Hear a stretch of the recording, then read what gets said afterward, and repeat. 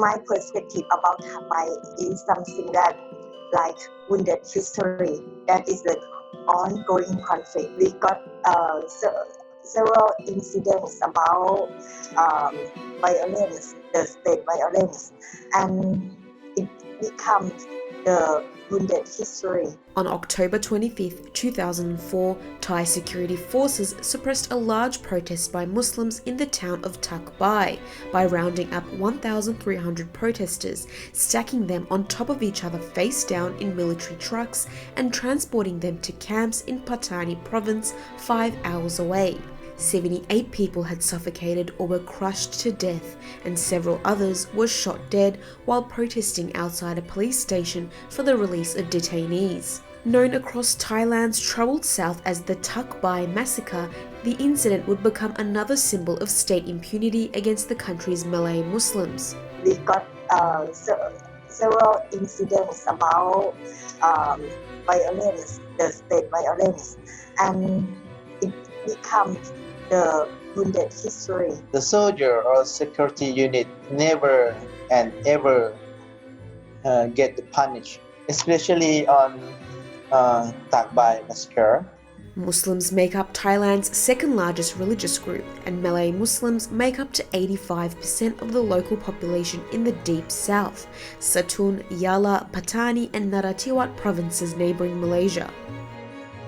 Their unique culture, language and identity has always been a source of friction with the Thai government and has also resulted in decades-long insurgencies fighting what they call Thai colonialism. When we talk about Muslims in the South, I think that Thainess is the problem. Okay, they got the Thai nationality card, but they speak in Malay language. Their identity and particular culture that do not belong to Thai culture. A lot of people don't seem to understand that it's the Thai government policy of failed assimilation. And why is that? Being Malay and being Muslim is two sides of the same coin. So when the Thai try to change that identity, it affects the other. They became less Muslim. And this happened in 1939, when Siam officially became Thailand based on the 3 pillars: nation, referring to the Thai nation, religion, meaning Buddhism, and the king, referring to the monarchy. Armed insurgency came like 50 years after the border was drawn with British Malaya. They didn't question or they didn't really challenge Thai sovereignty or Siam sovereignty in 1909 when the border was drawn. But when that policy of assimilation came at the expense of their religious identity, that's when they pick up arms. A major incident that provoked the crisis was the mysterious disappearance of a religious leader, Haji Sulong, in 1954. In 1947, Haji Sulong presented a petition demanding Malay Muslim autonomy and recognition of their local identity, as a result of the Thai government's assimilation campaign and brutal oppression of the Muslim minority. Haji Sulong's 7 demands were rejected by the cabinet, which was mainly concerned about the division of the land. He was accused of being a separatist, arrested and forced to abandon his public activism in 1948. After his release in 1952, he was ordered to report to a local police station, but one day he mysteriously disappeared, along with 3 of his followers, including his son, while en route to the police station. Their bodies were never found. Malay nationalists believe that Haji Sulong was drowned by Thai police. They are never ever told me about the disappearing of my grandfather and my uncle. I just knew when I was 5 or 6 years old, when my family took me to the Songkla Lake and praying. So I wonder and ask my mom what happened with our family. So she told me that my grandfather dead body there, and when I grow up, I just find it by myself. So my family just have to deal with the Thai government, central government, every time until now. Haji Sulong's death contributed to social and political tensions, and since then, various insurgent movements, the strongest of them being the BRN, have clashed with government troops, resulting in casualties on both sides.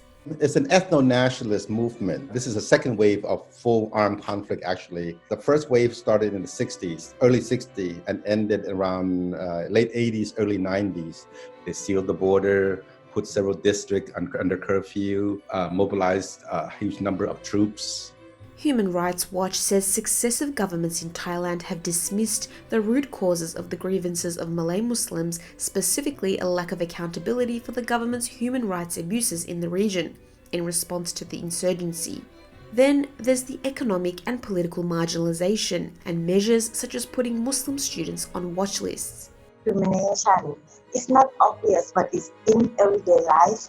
My student, my young male student, when they ride motor bicycle past the checkpoint, there would be checked VR or even take their DNA. Just about all the young men are there are suspect. There's checkpoints everywhere. It's well documented about the so-called harassment, DNA testing. This tension, this conflict is rooted in the Thai nation-state construct that doesn't really recognize or acknowledge or allow the Patani Malay to embrace their own identity. We are Thai citizens, but our race is Malay, Melayu. Freedom of religion is not an issue.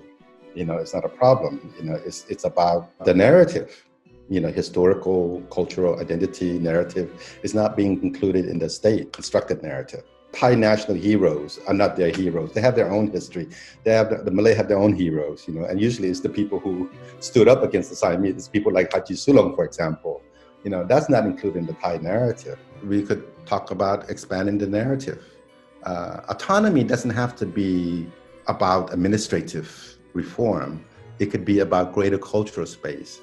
It could be about, empowering the local community to chart their own destiny, about right to self-determination as a concept, as a principle. Thailand or Thai state still can maintain that sovereignty, but have reform in such a way that acknowledge or recognize the local narrative.